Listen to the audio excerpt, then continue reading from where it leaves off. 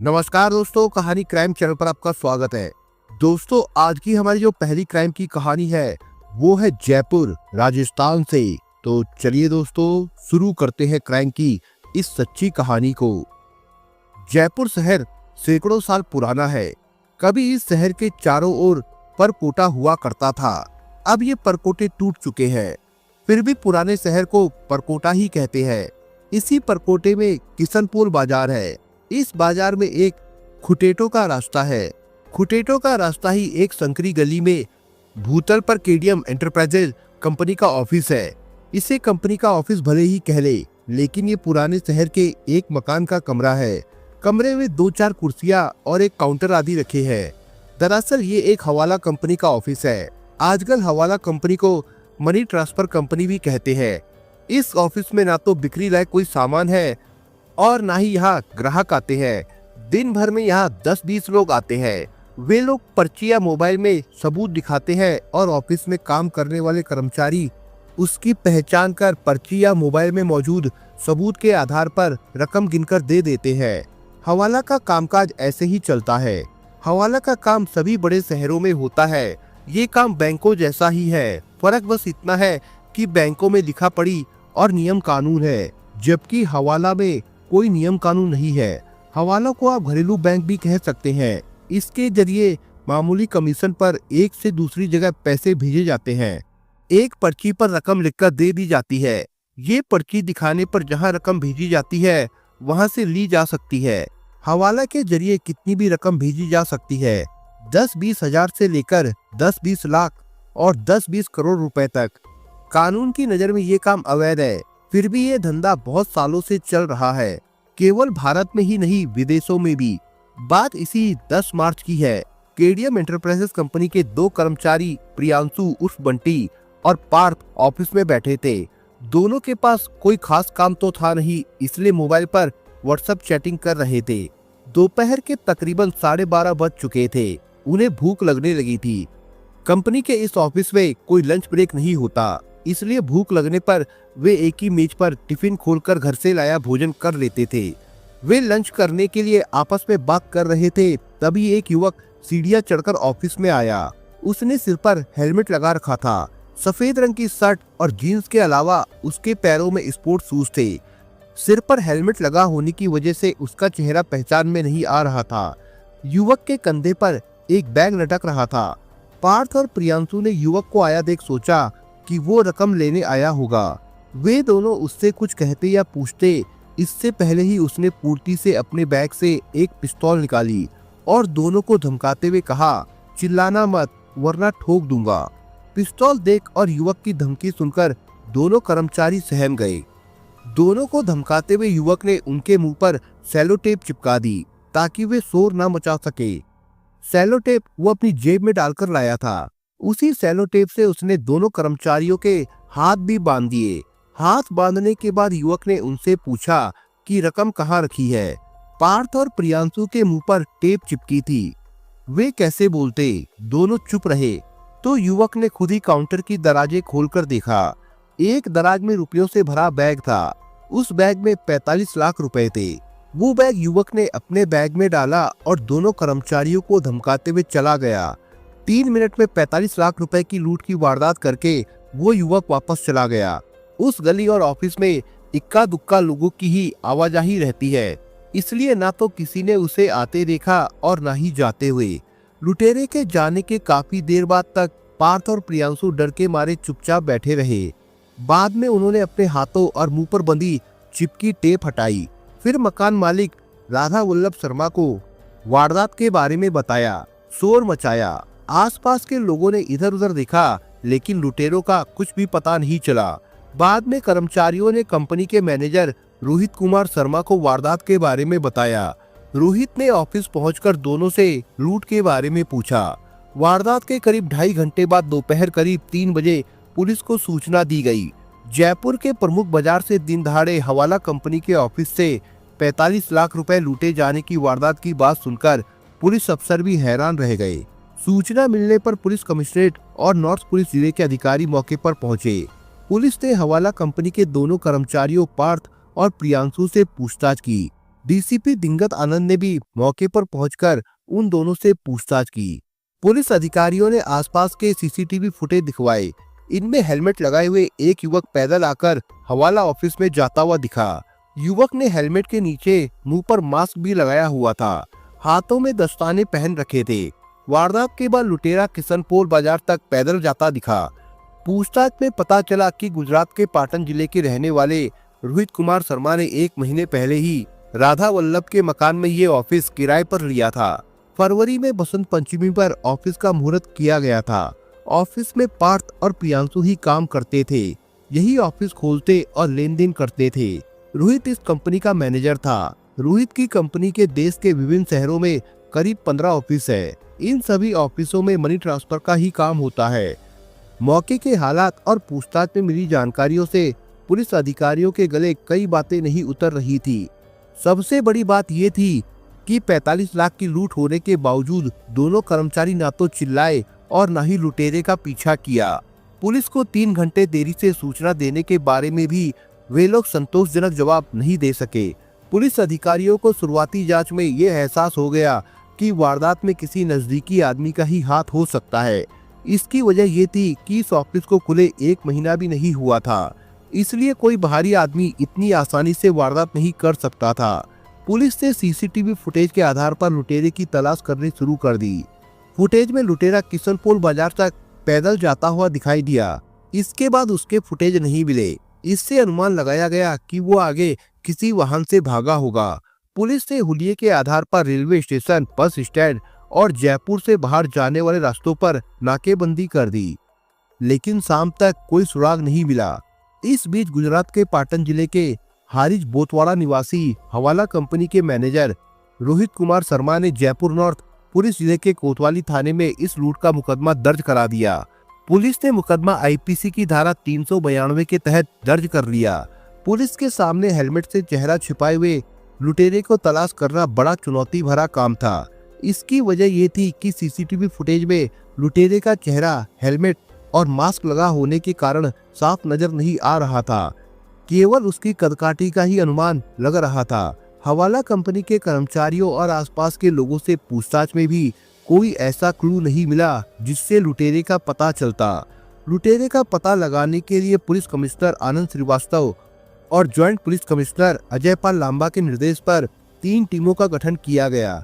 एक टीम में additional DCP Dharmendra सागर और एसीपी कल्पना सागर के सुपरविजन में कोतवाली थाना प्रभारी विक्रम सिंह चारण और नाहरगढ़ थाना प्रभारी मुकेश कुमार को रखा गया।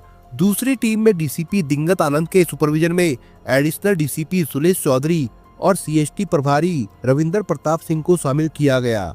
तीसरी टीम में डीएसटी नॉर्थ प्रभारी जय प्रकाश पुनिया के नेतृत्व में डीएसटी टीम को लिया गया। इन तीनों टीमों में 50 से ज्यादा पुलिस वाले शामिल किए गए।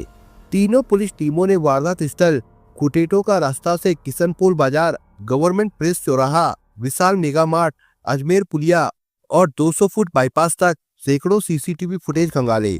इन मार्गों पर चलने वाले ऑटो चालकों व बस चालकों और कंडक्टरों से पूछताछ की गई।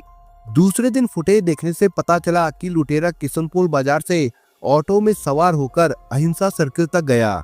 तीसरे दिन देखी गई फुटेज से पता चला कि लुटेरा अहिंसा सर्किल से मिनी बस में सवार होकर पुलिस कमिश्नरेट तक गया। वहां से दूसरी बस में बैठकर वो अजमेर पुलिया पहुंचा। हेलमेट, मास्क व दस्ताने पहनकर वारदात करने और इसके बाद बार बार वाहन बदलने से पुलिस को ये एहसास जरूर हो गया कि लुटेरा बहुत शातिर है। चौथे दिन पुलिस को कुछ और सुराग मिले। इस बीच पुलिस अधिकारी हवाला ऑफिस के दोनों कर्मचारियों पार्थ और हिमांशु को रोजाना थाने बुलाकर पूछताछ करते रहे। आखिर पुलिस ने 14 मार्च को हवाला कंपनी के ऑफिस से हुई 45 लाख रुपए की लूट का खुलासा कर 6 लोगों को गिरफ्तार कर लिया। इनमें गुजरात के पाटन जिले के चांदसमा थाने इलाके के कंबोई गांव का रहने वाला प्रियांशु शर्मा उर्फ बंटी, उसका भाई रवि शर्मा, इनकी मां हंसा शर्मा उर्फ पूजा के अलावा गांव के पाटन जिले के चंद्रुमाणा गांव के रहने वाले पार्थ व्यास, जयपुर के भाकरोटा इलाके में केसुपुरा का रहने वाला हनुमान सहाय बुनकर और जयपुर के चित्रकूट इलाके में गोविंद नगर डीसीएम का रहने वाला मोहित कुमावत शामिल थे। इनमें प्रियांशु अपनी मां हंसा उर्फ पूजा और भाई रवि शर्मा के साथ आजकल जयपुर में चित्रकूट थाना इलाके के वैशाली नगर में सेल्वी हॉस्पिटल के पास रहता था। प्रियांशु शर्मा उर्फ बंटी इसी हवाला कंपनी में काम करता था। लुटेरे ने प्रियांशु और दूसरे कर्मचारी पार्थ को धमकाकर टेप से उनके मुंह बंद कर दिए और हाथ बांध दिए थे। आरोपी पार्थ व्यास को गुजरात के पाटन और बाकी 5 अपराधियों को जयपुर से पकड़ा गया। पुलिस ने इन आरोपियों से लूट की पूरी 45 लाख रुपए की रकम बरामद कर ली। गिरफ्तार किए गए आरोपियों से पुलिस की पूछताछ में जो कहानी उभर कर सामने आई वो रिश्तों में विश्वासघात का किस्सा था। गुजरात के पाटन जिले के चारसमा थाना इलाके में आने वाले गांव कंबोई की रहने वाली हंसा देवी शर्मा उर्फ पूजा का पति कैलाश चंद्र शर्मा लेबर कॉन्ट्रैक्ट का काम करता था। मार्च 2020 में कोरोना की वजह से लॉकडाउन के दौरान उसका काम ठप हो गया। मजदूर अपने गांव चले गए। लॉकडाउन खुलने के बाद भी वो परेशानी से उभर नहीं पाया। उसे लेबर कॉन्ट्रैक्ट का काम मिलना कम हो गया। इससे कैलाश के परिवार को आर्थिक परेशानी होने लगी। इससे पहले कैलाश और हंसा ने मिलकर जयपुर की वैशाली नगर कॉलोनी में लोन पर एक फ्लैट ले लिया था। पहले लॉकडाउन और फिर आई आर्थिक परेशानी की वजह से उनके सामने फ्लैट के लोन की किस्तें चुकाना मुश्किल हो गया था। फ्लैट की कुर्की की नौबत आने लगी थी। उन पर बाजार का कर्जा भी चढ़ गया था। हंसा देवी के 2 बेटे हैं, एक रवि और दूसरा प्रियांशु। इनमें रवि शर्मा प्राइवेट नौकरी कर रहा था, लेकिन उसे तनख्वाह कम मिलती थी। दूसरा बेटा प्रियांशु कोई काम नहीं कर रहा था। परिवार का गुजारा बड़ी मुश्किल से चल रहा था। परेशानी की इस हालत में हंसा को पता चला कि गुजरात के पाटन का रहने वाला रोहित शर्मा जयपुर में हवाला कंपनी केडीएम एंटरप्राइजेस का मैनेजर है। रोहित शर्मा दूर दराज के रिश्ते में हंसा का भाई लगता था। उसने रोहित से रिश्तेदारी निकालकर फरवरी में बेटे प्रियांशु को उसकी हवाला कंपनी में नौकरी पर लगवा दिया। गुजरात के ही रहने वाले पार्थ व्यास ने जयपुर की ही एक हवाला फर्म में नौकरी की थी। करीब 1-1.5 साल पहले उसे किसी बात पर नौकरी से हटा दिया गया था। पार्थ व्यास भी रिश्ते में प्रियांशु का मामा और हंसा देवी का भाई लगता था। पार्थ व्यास नौकरी से हटाए जाने से खफा था। उसे शक था कि केडीएम एंटरप्राइजेस के मालिक और उसके रिश्तेदार रोहित तथा दूसरे लोगों के कहने से ही उसे हवाला कंपनी से नौकरी से हटाया गया था। वो इसका बदला लेना चाहता था। जब उसे पता चला कि उसके भांजे प्रियांशु ने रोहित की हवाला फर्म में नौकरी कर रही है, तो वो अपनी बहन हंसा के जरिए इस फर्म को लूटने की योजना बनाने लगा। पार्थ व्यास को हवाला कारोबार के बारे में सब कुछ जानकारी थी। कब और कैसे रकम आती है, कंपनी का क्या काम है, कैसे रुपयों का लेन देन होता है, रकम की क्या सुरक्षा व्यवस्था है, कंपनी के ऑफिस में कौन कौन लोग काम करते हैं। पार्थ व्यास को इन सब बातों का पता था। भांजे प्रियांशु के इसी फर्म में नौकरी पर लग जाने से उसे ताजा जानकारियां भी मिल गई। इसके बाद हंसा, पार्थ व्यास और प्रियांशु मिलकर इस हवाला कंपनी से रकम लूटने की योजना बनाने लगे। ये लोग फोन पर बातें करके योजना बनाते। बीच में 1-2 बार पार्थ व्यास गुजरात से जयपुर भी आया था। आखिर इन्होंने रकम लूटने का फैसला कर लिया। तय योजना के अनुसार पार्थ व्यास अहमदाबाद से 10 मार्च को सुबह 6 बजे जयपुर पहुंच गया। वो सुबह करीब 8 बजे वैशाली नगर में बहन के घर गया। वहां उसे बहन हंसा, भांजे प्रियांशु और रवि मिले। इन्होंने मिलकर योजना बनाई कि किस तरह वारदात करनी है और कैसे भागना है। सारी बातें तय हो जाने पर प्रियांशु उर्फ बंटी सुबह 9 बजे अपनी नौकरी पर खुटौटों का रास्ता स्थित हवाला कंपनी चला गया। कंपनी का दूसरा कर्मचारी पार्थ भी अपने तय समय पर ऑफिस आ गया। पार्थ वैसे तो हवाला कंपनी के मैनेजर रोहित का साला था, लेकिन कर्मचारी के रूप में काम करता था। बाद में पार्थ व्यास ओला बाइक बुक करके वैशाली नगर से किशनपुर बाजार पहुंचा। इस दौरान उसने सिर पर हेलमेट लगा रखा था। बाद में उसने चेहरे पर मास्क लगाया और हाथों में दस्ताने पहने और सिर पर हेलमेट लगाकर वो पैदल चलकर हवाला कंपनी के ऑफिस पहुंचा और 45 लाख रुपए से भरा बैग लूटकर चला गया। पार्थ व्यास पैदल ही किशनपुर बाजार पहुंचा। वहां से ऑटो फिर 2 बसें बदलकर वो अजमेर पुलिया पहुंचा। सातिर पार्थ व्यास पुलिस को गुमराह करने के लिए वारदात के समय 2 शर्ट पहनकर आया था। हंसा के साथ कार में बैठने के दौरान अजमेर पुलिया के पास उसने एक शर्ट उतारकर रेल की पटरियों पर फेंक दी। पार्थ व्यास, हंसा व मोहित के साथ कार से प्रियांशु के घर पहुंचा। वहां पार्थ व्यास और प्रियांशु की मां हंसा ने लूटी गई रकम का आधा आधा बंटवारा किया। हंसा ने 22.5 लाख रुपए खुद रख लिए और 22.5 लाख रुपए पार्थ व्यास को दे दिए। पार्थ व्यास उसी दिन गुजरात वापस चला गया। उसने गुजरात पहुंचकर लूट की रकम अपने घर में जमीन में गाड़कर छिपा दी, जबकि हंसा शर्मा ने लूट की रकम में से 50,000 रुपए अपने घर में बने मंदिर में चढ़ा दिए थे। सीसीटीवी फुटेज के सहारे पुलिस हंसा के मकान के आसपास तक पहुंच गई। इस बीच हवाला कंपनी के कर्मचारी पार्थ व प्रियांशु से पुलिस लगातार पूछताछ करती रही। चौथे दिन प्रियांशु ने लूट की वारदात की सारी कहानी बता दी। पुलिस को प्रियांशु पर पहले से शक था। उसी ने अपने साथी कर्मचारी और हवाला कंपनी मैनेजर रोहित के साले पार्थ को पुलिस को सूचना देने से रोका था। पुलिस जब हंसा के मकान पर पहुंची तो वो परिवार के साथ गुजरात भागने की तैयारी में थी, लेकिन पालतू कुत्ते के कारण फंस गई थी। वारदात के बाद से ही वो अपने पालतू कुत्ते को किसी के यहाँ छोड़कर जाने की सोच रही थी, लेकिन ऐसे किसी परिवार का इंतजाम नहीं हो सका जो कुछ दिनों के लिए उनके कुत्ते को रख लेता। गिरफ्तार आरोपियों से पूछताछ के बाद पुलिस ने पार्थ व्यास की निशानदेही पर अजमेर पुलिया के पास रेल की पटरियों से उसकी फेंकी हुई शर्ट बरामद कर ली।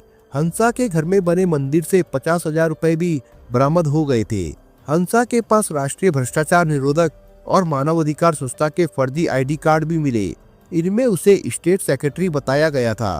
पूछताछ पूरी हो जाने के बाद में पुलिस ने सभी को कोर्ट में पेश किया, जहां से सभी को जेल भेज दिया गया था। दोस्तों, आज की हमारी जो दूसरी क्राइम की कहानी है वो है बिलासपुर छत्तीसगढ़ से।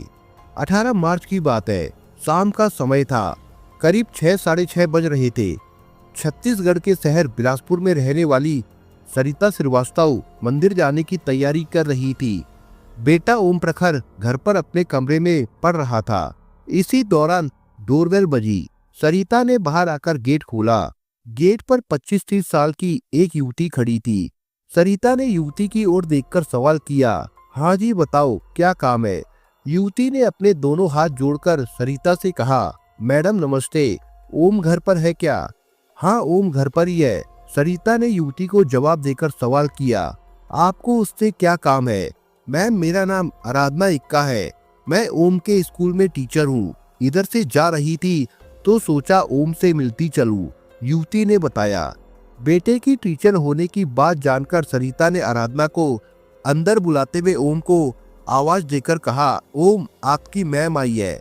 ओम बाहर आया तो टीचर उसे देखकर मुस्कुरा दी।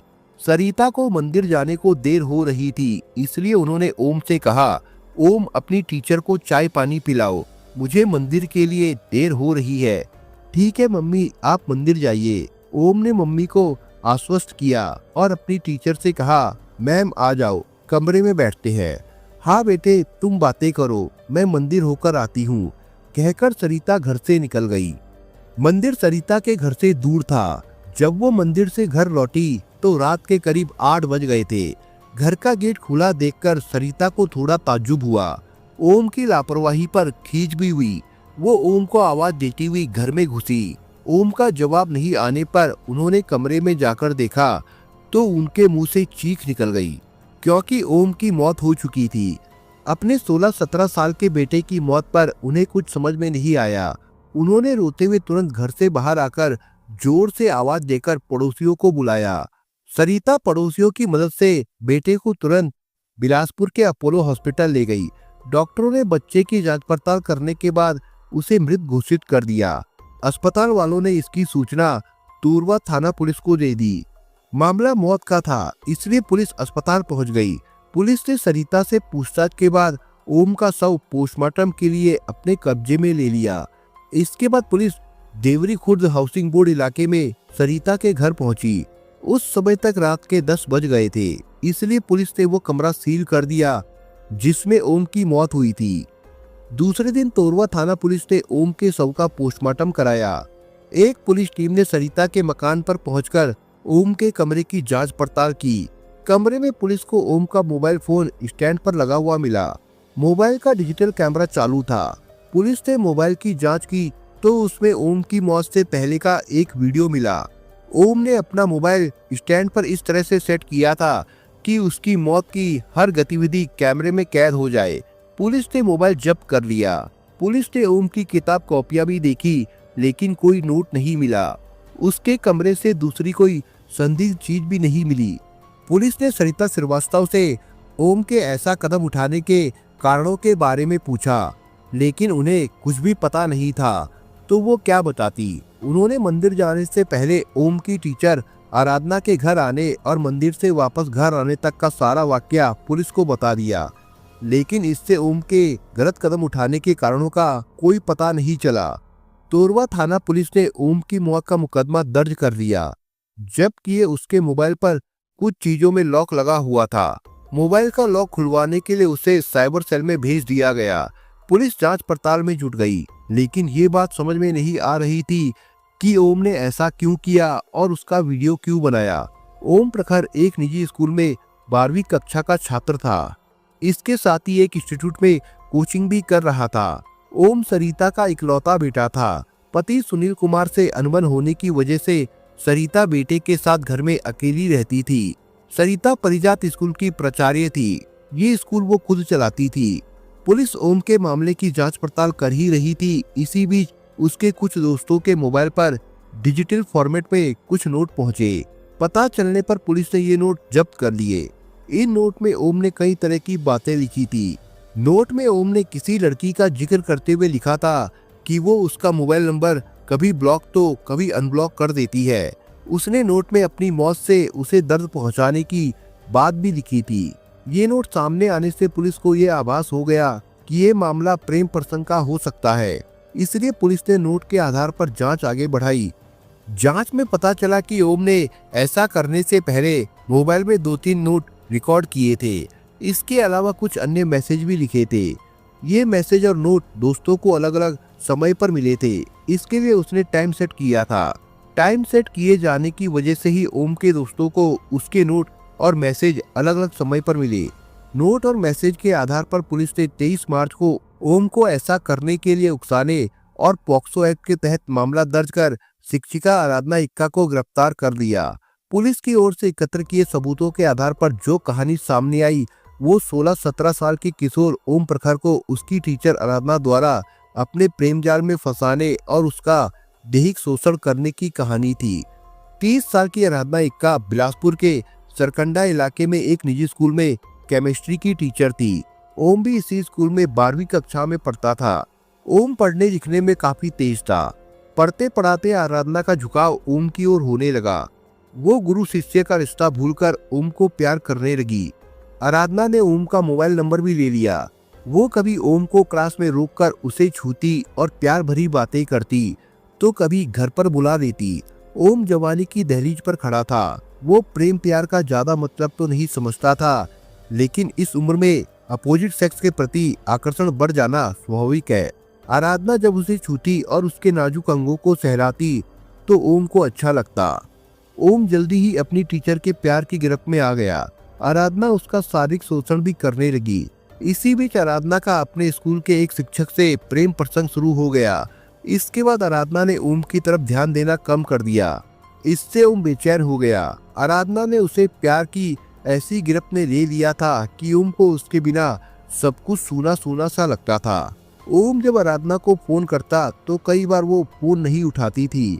इस पर ओम को बहुत गुस्सा आता था। ओम ने पता किया तो मालूम हुआ कि आराधना का एक टीचर से चक्कर चल रहा है। ये बात जानकर ओम परेशान हो गया। एक दिन आराधना ने ओम को बिलासपुर के एक मॉल में बुलाया। ओम वहां गया तो उसने बहाने से आराधना का मोबाइल ले लिया। ओम ने आराधना की आंख बचाकर उसके मोबाइल को हैक कर लिया। इसके बाद आराधना जब भी अपने प्रेमी टीचर से बात करती या सोशल मीडिया पर कोई भी मैसेज भेजती तो सारी बातें ओम को पता चल जाती। आराधना की बेवफाई की बातें सुनकर और पढ़कर ओम ज्यादा परेशान रहने लगा था। 18 मार्च को आराधना जब ओम के घर आई तब उसकी मम्मी सरिता श्रीवास्तव मंदिर जा रही थी। माँ के मंदिर जाने के बाद ओम ने आराधना से उसकी बेवफाई के बारे में पूछा तो आराधना ने उसे फटकार दिया और अपनी मनमर्जी की मालिक होने की बात कहते हुए चली गई। आराधना की बातों से ओम के दिल को गहरी ठेस पहुंची। नासमझी में उसने गलत कदम उठा लिया। उसने किसी खास ऐप की मदद से कोड लैंग्वेज में कुछ नोट लिखे। 1-2 नोट उसने हिंदी में भी लिखे। 2 नोट लिखकर उसने टाइम सेट कर दिया और अपने दोस्तों को भेज दिए। इसके बाद घर में अकेले ओम ने ऐसा कदम उठा लिया जो उसे अपनी जिंदगी में कभी भी नहीं उठाना चाहिए था। नोट के टाइम सेट किए जाने की वजह से ओम के दोस्तों को उसके नोट अलग अलग समय पर मिले। दोस्तों को नोट मिलने पर ओम के ऐसा करने के कारणों का पता चला। पुलिस ने ओम के मोबाइल का लॉक खुलवाकर जांच पड़ताल की तो उसमें कोड वर्ड में लिखा एक नोट मिला। पुलिस ने साइबर सेल की मदद से नोट के कोड वर्ड को डिकोड कराया। नोट में आराधना के लिए एक जगह लिखा था कि उसे पता था कि मैं बेस्ट हूँ, लेकिन उसने मुझे बर्बाद कर दिया। आराधना की बेवफाई का जिक्र करते हुए ओम ने नोट में लिखा कि वो मुझे अक्सर ब्लॉक कर देती थी और खुद की जरूरत पड़ने पर अनब्लॉक। मैंने उससे पूछा था कि वास्तविक जीवन में कैसे ब्लॉक करोगी। मैंने उससे मजाक में ये भी पूछा था कि क्या कोई और मिल गया है, तो उसने कहा था क्या मेरा एक साथ 10 के साथ चक्कर चलेगा। फिर बोली थी कि कभी शक मत करना। पहले उसने मुझे प्यार में फंसाया, फिर जब मुझे गहराई से प्यार हो गया तो वो मुझे छोड़ने की बात करने लगी। मैं मनाता रहा तो मान भी जाती थी। वो मुझे इस्तेमाल करती थी। आरोपी टीचर आराधना ने पुलिस को बताया कि ओम ही उसे परेशान करता था। वो कम उम्र का था, इसलिए उसने कभी उसकी शिकायत उसके घर वालों से नहीं की। पुलिस ने आरोपी टीचर को गिरफ्तार करने के बाद अदालत में पेश किया। अदालत के आदेश पर उसे 24 मार्च को जेल भेज दिया गया था। पुलिस ने उसका मोबाइल भी जब्त कर लिया था। बहरहाल आराधना ने अपनी काम इच्छा की पूर्ति के लिए किशोर उम्र के ओम का इस्तेमाल किया। हवस में अंधी आराधना की बेवफाई ने ओम को तोड़ दिया और उसने ये गलत कदम उठा लिया। बेटे ओम की मौत से सरिता पर दोहरा वज्रपात हुआ। एक तो वो पति से पहले ही अलग रहती थी, अब बेटे की मौत ने उनकी जिंदगी की रही सही खुशियां भी छीन ली। दोस्तों, इस कहानी के बारे में आपके विचार क्या है, हमें कमेंट बॉक्स में जरूर बताएं। और दोस्तों, अगर आपको हमारा काम पसंद आया हो तो वीडियो को लाइक शेयर जरूर करिए। और अगर आपने अभी तक चैनल को सब्सक्राइब नहीं किया हो तो जाने से पहले चैनल को सब्सक्राइब जरूर करिए। दोस्तों, धन्यवाद।